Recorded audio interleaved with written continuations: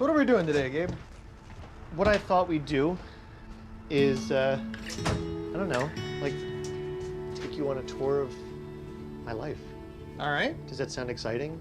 Anything with you, Gabe, is certainly better than anything without you.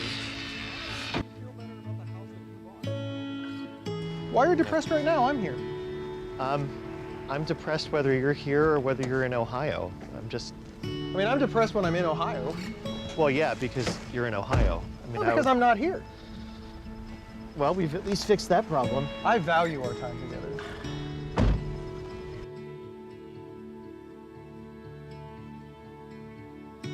My upbringing, I didn't realize growing up that the main line was this affluent area. I really didn't understand that until, I guess until high school, where I started noticing that like people lived in different neighborhoods and, you know, there were things like row homes and things like homelessness.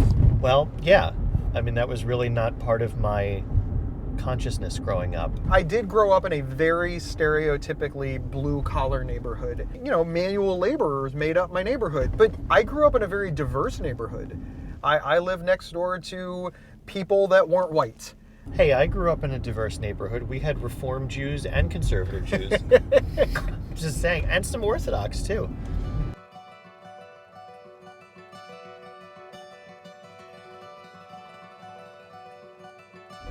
I grew up just very unhappy. I was so unhappy I didn't even realize that I was unhappy.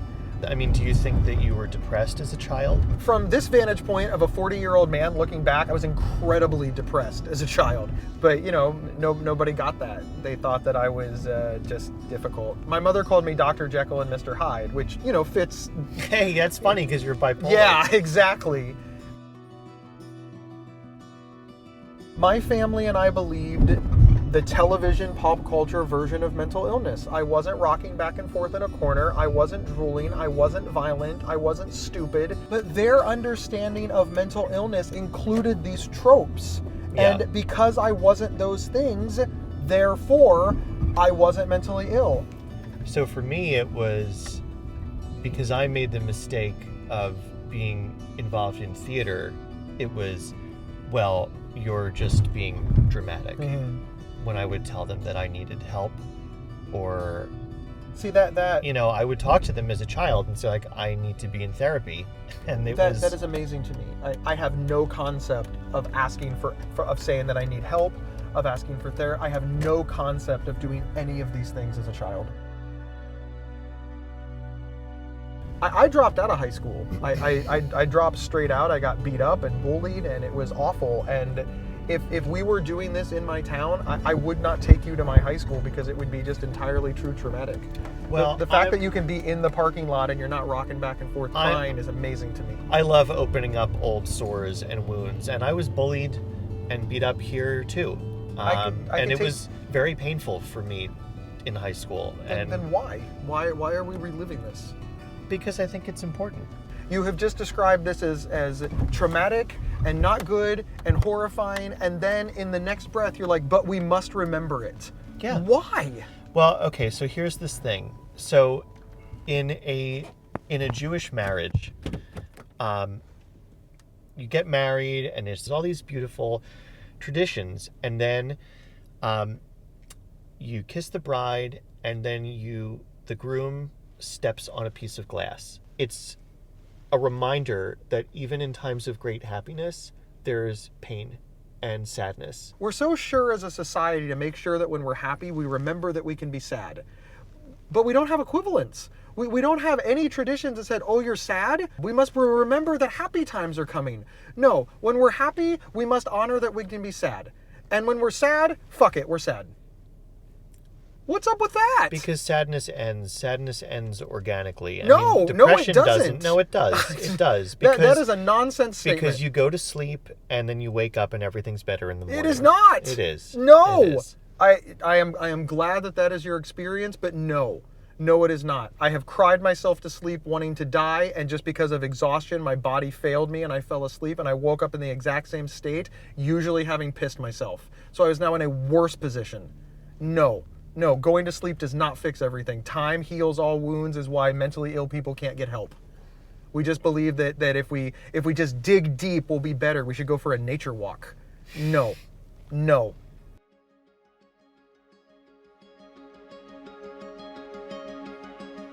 As far back as I can remember, Gabe, I thought about suicide. And you know, people always try to get like, they're like, when you were 4, you thought about suicide? Yeah, when I was 4, I thought about suicide. When I was 6, I thought about suicide. When I was 12, I thought about suicide. Even when you were happy, yes. When I was happy, I thought today is the day I'm not going to kill myself. When I was sad, maybe today, or I would run a pro and con list. I thought this was normal. Did you ever try to kill yourself? I never, not actively. I had a lot of passive suicide attempts. I did eventually have a suicide plan. I rented a suicide apartment. I rented an apartment to kill myself in because I didn't want to stigmatize the property of my home that I owned. Ironically, that's where everything kind of turned around for me, because these signs were so obvious that a woman that I was casually dating, we spent enough time together that she realized that something was wrong. She first started thinking, my God, this guy might be depressed. And then she started thinking, Jesus, this guy might be bipolar. And then she started thinking, I think this guy's going to kill himself. She came up to me, she looked me right in the eyes, and she said, are you planning on killing yourself? I did not think this was a weird question, because again, I thought everybody was thinking this. So I looked at her and I said, yes, I am. And she freaked out. And she was like, we have to go to the hospital. And I said, why would we go to the hospital? I'm not sick. She said, I'll tell you what, here's what we're going to do. We're going to get in the car, we're going to drive to the emergency room, and we're going to ask the doctor if this is where you need to be. So we got in the car and we drove to the emergency room, and I want to tell you, I was positive I was right. You were sure that you were going to go to the ER and tell them you were suicidal and that they were going to let you go? Yes, I thought we were going to explain this to the doctor, and the doctor was going to say, why are you here? This is his right. Leave him alone. We all think this way. Stop coming to the doctor because you're having thoughts. We went there, and she said, this is my friend Gabe. He's planning on killing himself. And stuff started to happen. Like there was a procedure. They took me to a room, a social worker came in, and then other people came in. They had checklists that they were checking off. They were asking questions that seemed standard. All of the people there seemed like they had done this before. They were responding to a script. All of a sudden, I didn't know what was happening. It was all of a sudden you were a psych patient. Well, you went from having no illness in your mind, no diagnosis, no illness, to being a psych patient. Yeah. Just like that. I was admitted to the psychiatric hospital that night. I woke up the next morning where I remember being diagnosed with bipolar disorder, and that's just what it was. I woke up in a psychiatric hospital.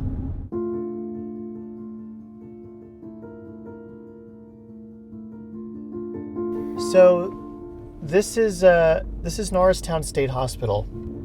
This for 5 years was my home every day, every other weekend for a nice bit of time. I found my way here. I needed a job. That is beautiful. I kind of fell into this line of work and probably should not have been there. And I wanted to bring you here because this place kind of haunts me. You and I obviously had very different experiences in inpatient psych. I had it as staff. I had keys and I could leave. However, I think there's an idea that people have about staff at facilities like these that, like, if you can go home and shut the door behind you, that, like, you're cool, you're good, and you're not.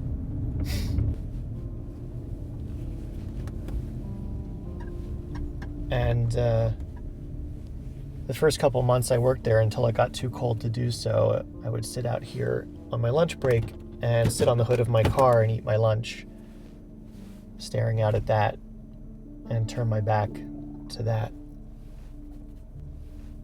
Because, well, because that's prettier and hopeful. So what was it like for you? It was like nothing I'd ever done before. It was terrifying. I spent a lot of time in the hospital saying that I'm not these people. These people are crazy. I'm not them. I'm better than them. I was in a psychiatric hospital because I was planning on killing myself. I had untreated bipolar disorder. I had a lengthy list of symptoms and problems and dangerous situations, and the only thing that I could do for 3 days is say, see all those people? I'm better than them. That bothers me. So you were talking about like the position that you're in now, and you refer to yourself as an advocate, and you were the first person to refer to me as an advocate. Maybe that's what I am, maybe not, I don't know. But like what is it as a career? You've done other things, like you've been a real estate agent, you were in development. What is this to you? My family would have helped me if they knew. If my family had education about mental illness and mental health, if they knew what to look for, they would have gotten their son help. And they didn't know. So my job, as I see it, is to educate people so that they know, so that they can help themselves, they can help their loved ones, and they can help other people. I just want to talk about it because I just feel like enough people aren't talking about it. All I have is a voice, and so I'm using it.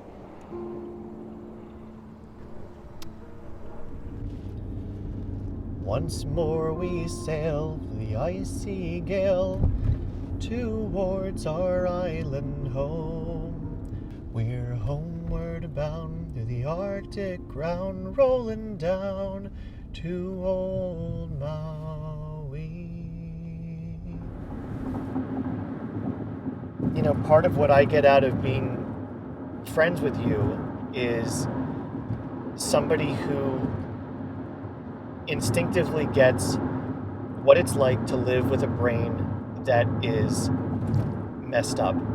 Yeah. And a brain that tells you lies, and a brain that whispers vile, negative things, a brain that tries to stick its foot out and trip you while you're walking in front of a beautiful woman, a brain that doesn't want you to win. You understand that because you got one of those, and I got one of those. And to me, that's way more than being two guys named Gabe. It's two guys with faulty wiring, and we're just like figuring out how to navigate that. And to me, that's very, very helpful. Rather than sitting with someone whose brain is firing on all cylinders and trying to explain to them what it's like to have a brain that doesn't.